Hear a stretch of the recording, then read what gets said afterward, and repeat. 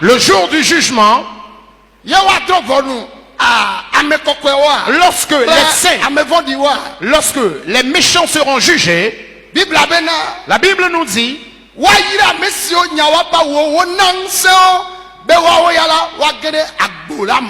heureux ceux qui lavent leurs robes parce qu'on leur a donné le pouvoir d'entrer par les portes de la ville.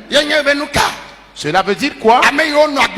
Ceux qui mènent une vie de sanctification, c'est ces personnes-là qui iront dans le royaume. Réponds Amen. C'est ces personnes qui iront dans le royaume. Ceux qui mènent une vie de sanctification. Cela n'est pas donné à tout le monde d'aller dans le royaume.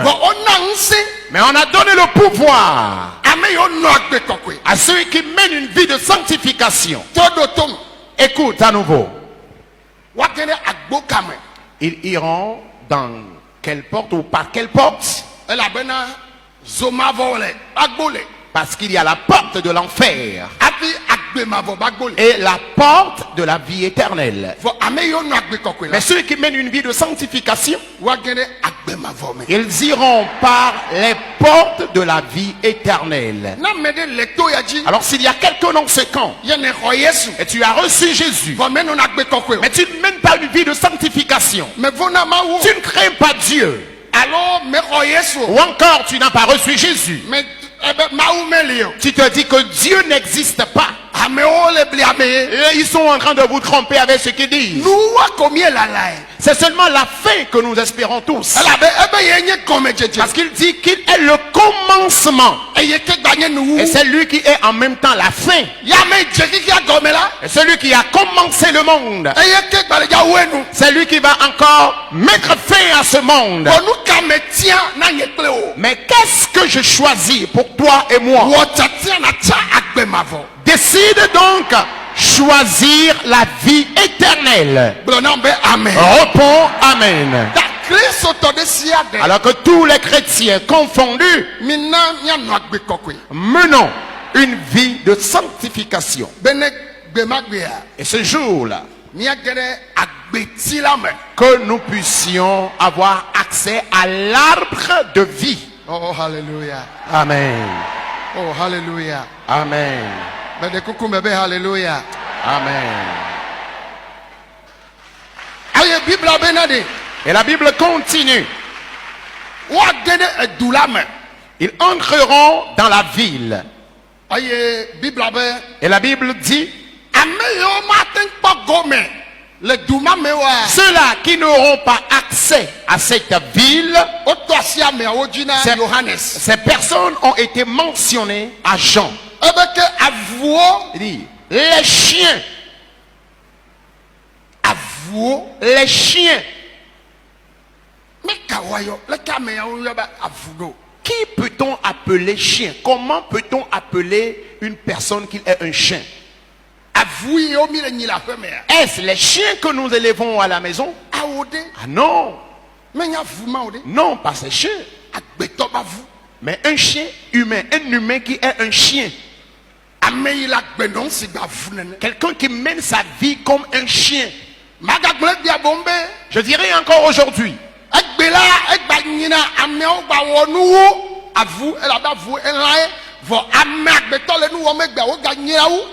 Je dirais qu'aujourd'hui, ce que font les hommes est pire que ce que fait un chien. Pourquoi est-ce que je le dis? On nous parle de ceux qui mènent une vie d'adultère, une vie de fornication, et qui ne craignent pas, parce que qu'ils soient dans la rue, partout où ils sont, ils peuvent se comporter comme des chiens. Ils peuvent s'embrasser. Et parmi les gens ou dans la rue, même dans un vol, même dans leur véhicule, parce que le monde a donné ce libertinage, et ils peuvent faire tout ce que bon leur semble. pourquoi est-ce qu'on parle de chiens? C'est les chiens. C'est les chiens qui peuvent s'accoupler même en présence des gens. Et devant les gens, les chiens n'ont même pas honte de s'accoupler.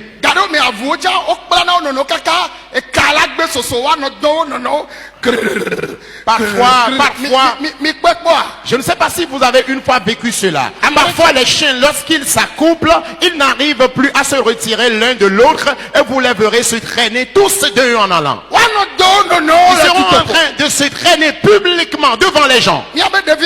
Et lorsque nous étions encore enfants, ceux qui étaient habiles parmi nous lançaient des pierres à ces chiens-là.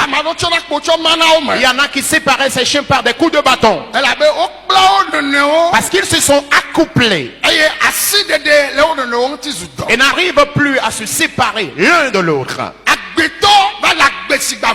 Les hommes sont en train de mener leur vie comme un chien. Et la Bible déclare que les chiens ne verront pas Dieu. Ceux qui vivent dans l'abomination, dans l'impiété, que Dieu n'existe pas. Mais sachez que Dieu existe. Dieu existe. Dieu existe, je réitère. Alors si je dis que le comportement des humains est pire que celui des chiens, permettez-moi de le dire, un chien mâle ne peut pas s'accoupler avec un autre chien mâle.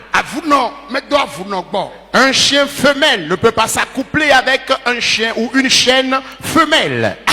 Non. Bien qu'ils soient également des animaux, vous verrez que c'est des sexes opposés qui s'accouplent. Mais la valeur et l'importance que Dieu a donnée à l'homme, regardez un peu. Lorsque nous nous habillons, ce n'est pas pour une autre raison. Mais Dieu a voilé une partie importante de l'homme. Alors nous exposons tout en passant.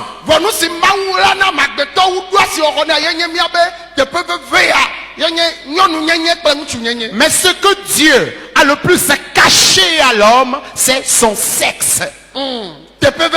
C'est une partie importante. Si quelqu'un expose son sexe et est de passage, nous disons de la personne qu'elle est une folle. Parce que la personne n'est pas en elle-même qu'elle se comporte ainsi. Alors s'il y a quelqu'un ici et la personne m'écoute et le monde t'a séduit et le monde te dit que Dieu ne reviendra plus juger le monde, et on te dit que c'est une séduction, c'est du mensonge, et tu es en train de mener toute ta vie que bon te semble, un jour viendra que nous soyons morts ou que nous soyons vivants, il est dit que les morts seront ressuscités et nous tous nous serons jugés. Mais je te fais cette décision, je te lance cet appel ce jour-là, que toi qui m'écoutes, que tu fasses la décision à partir d'aujourd'hui, que toi et moi, que nous puissions entrer par la porte, que nous puissions avoir accès à l'arbre de vie. Chrétien, enfant de Dieu, tu dois répondre Amen. Peuple précieux de Dieu, répondez Amen.